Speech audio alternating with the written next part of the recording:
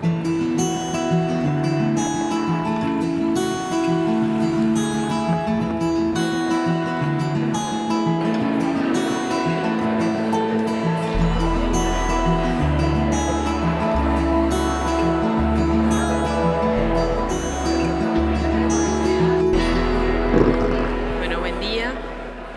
Instituto Nacional de Evaluación Educativa les da la bienvenida a todos a la presentación del informe sobre el estado de la educación en Uruguay 2014.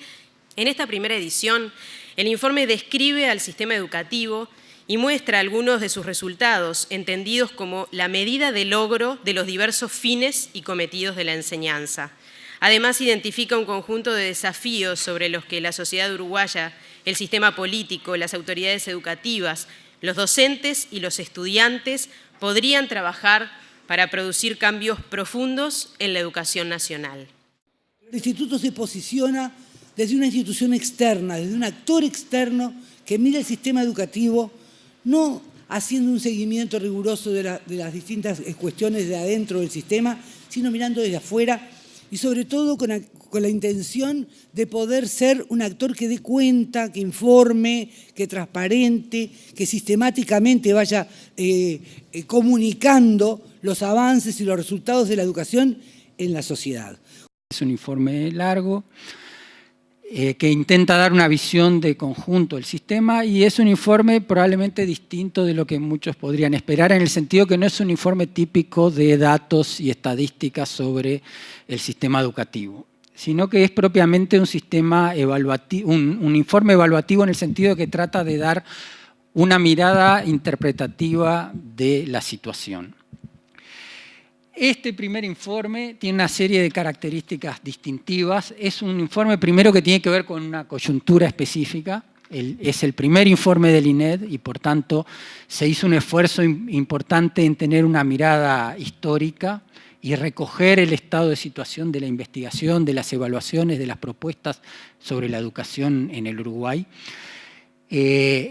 Y además, por el momento en que se creó el INED y en que empezó a funcionar, que fue a principios de 2013, y el mandato legal de un informe a los 2 años o cada 2 años, era obvio que iba a coincidir con un cambio de gobierno, por tanto también entendimos que era importante que el informe aportara a la mirada para adelante en las políticas educativas.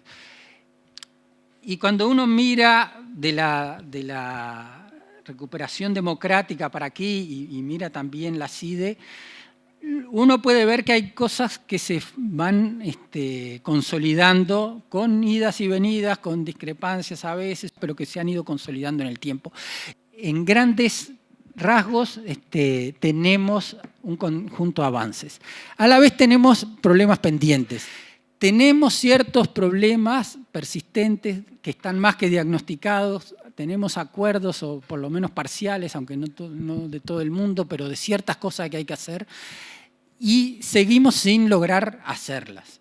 Cambiar las instituciones educativas es muy difícil. Tenemos una inercia enorme y es como mover el rumbo de un gran barco. Ustedes saben que un barco, mientras uno da el golpe de timón, cambiar del rumbo es muy difícil. Y José Sioan en ese momento dijo, también hablando del tema del rumbo, esta frase que supongo que debe ser un dicho, yo no lo conocía: no hay buen viento para el que no conoce el rumbo, ¿verdad? O sea, si tengo buen viento pero no sé para dónde voy, no puedo ir. A mí lo que me preocupa es que en realidad tenemos que darnos cuenta de que tenemos un problema más hondo. Y yo en broma decía, perdón, no hay rumbo que valga cuando el barco hace agua. O sea, en realidad el problema es más complejo que el del rumbo. Por eso a mí me preocupa mucho cuando la discusión se centra mucho en tenemos que mejorar los indicadores, tenemos que mejorar los resultados de PISA, tenemos que mejorar las tasas de egreso de la media básica. Hay un proverbio chino que dice que cuando el sabio señala a la luna, el necio se queda mirando el dedo. Entonces, el indicador es un indicador, pero el problema no es cambiar los indicadores, sino cambiar toda esta problemática que está por detrás. Entonces, ¿por qué digo esto del barco? Porque por más que tengamos rumbo y que nos pongamos de acuerdo en hacia dónde vamos, nos tenemos que dar cuenta de que seguimos teniendo un barco que es como una carabela que hace agua. Es un barco viejo, donde además tenemos la tripulación media amotinada, Entonces, la gente está incómoda, está molesta, y además tenemos un barco que por más buen viento que tengamos y por más rumbo que tengamos, tiene malos instrumentos de navegación. Y los cambios hay que hacerlos con el barco en movimiento. Por eso las tareas que tienen quienes vengan en el próximo periodo, por eso son muy delicadas. Nosotros, lo digo públicamente, es relativamente sencillo decir todas estas cosas desde un instituto como el INED que no tiene responsabilidades de gestión. Y me quito el sombrero frente a todos los que sí están en ese lugar. Es muy complicado.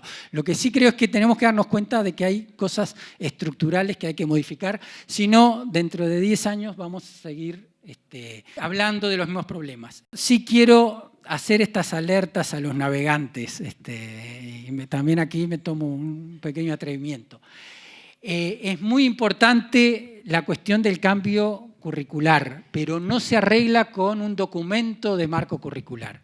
Necesitamos un cambio en el sentido de los saberes.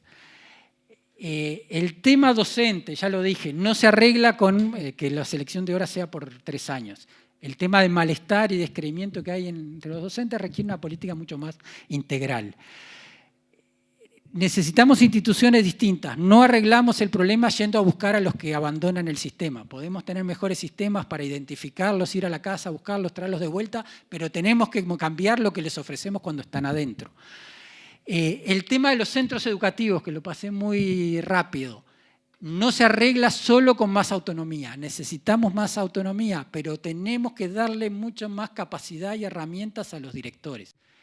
En términos de gobierno, no se arregla con discutir la integración de los consejos, tenemos que pensar más el tema de la definición de políticas y la rendición de cuentas.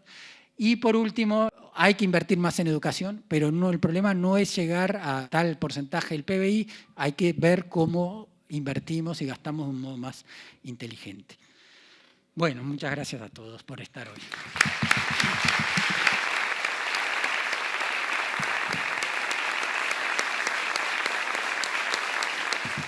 Buenos días. Quiero empezar agradeciendo la invitación para evaluar este informe. El informe evita algunas tentaciones fáciles, algunos atajos, que son perezosos, pero que son redituables. ¿Cuáles son esos atajos? Por ejemplo, el primer atajo es la visión catastrofista. Todo está mal. Todo está mal. La otra tentación es la contraria. Vamos bien. Y lo primero que quise ver cuando leí el informe fue ver si se caía en alguna de esas dos tentaciones. Y lo primero que debo decir es que no. Y esto hace que este documento sea muy importante. Este es un muy buen informe, que es novedoso, pero no por sus datos. Los problemas dramáticos, muchos de ellos, ya son conocidos. Y en este informe no se los edulcora. Hay una gran honestidad intelectual entre los investigadores que han hecho este informe, en el reconocimiento de logros y en el señalamiento de problemas, algunos de ellos muy graves. Asumamos como ciudadanos que este es el momento, que no tenemos derecho a dejar pasar este momento, que hemos perdido tiempo y que es hora de ganarlo. Sobre todo porque esta generación tiene que cumplir con el reto que nuestras generaciones anteriores cumplieron. La utopía del Uruguay libre e igualitario, solidario, se hizo en la idea firme de que cada generación tenía que hacer las cosas para que la próxima generación fuera más educada. Esa es la utopía uruguaya.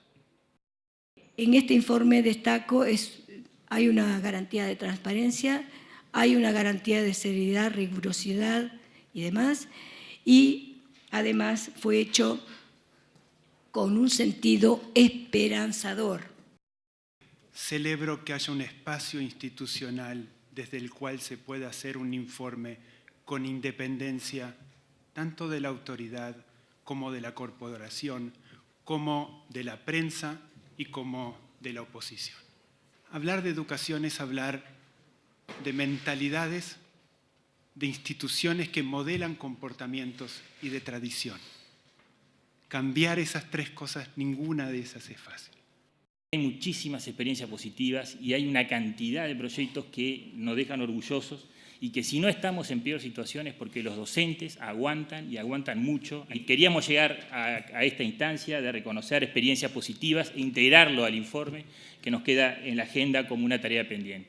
Muchas gracias. Y yo rescataría dos valores en relación al informe.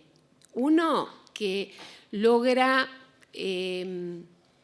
presentar distintos temas que le dan profundidad a la situación educativa del país, temas que si bien no son novedosos en su mayoría, vistos en conjunto permiten otras posibilidades de comprensión del escenario educativo actual o de los escenarios educativos actuales.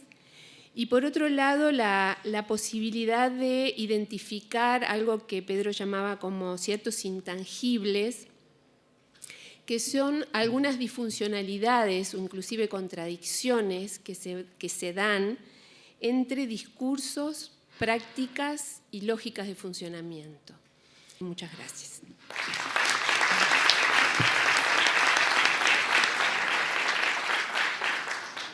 Escuchamos entonces ahora a Alex Mazzei, ya como cierre de este encuentro.